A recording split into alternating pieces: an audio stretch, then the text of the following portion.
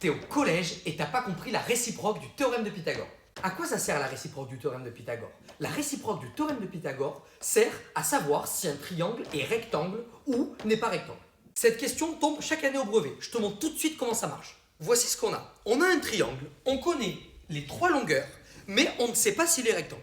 L'objectif, ça va être de savoir si ce triangle est rectangle ou pas. Première chose à faire, dire dans quel triangle on travaille. J'écris alors dans ABC.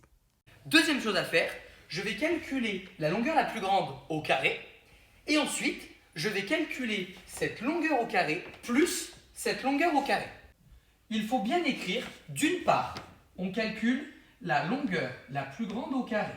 D'une part, BC au carré égale 10 au carré égale 100.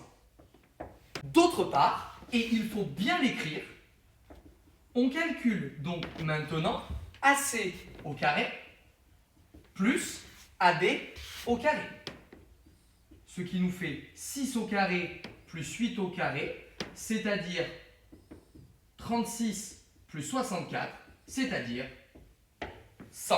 Troisième chose à faire, on compare les résultats obtenus. Je me rends compte que BC au carré est bien égal à AC au carré plus AB au carré, puisque je trouve 100 dans les deux cas.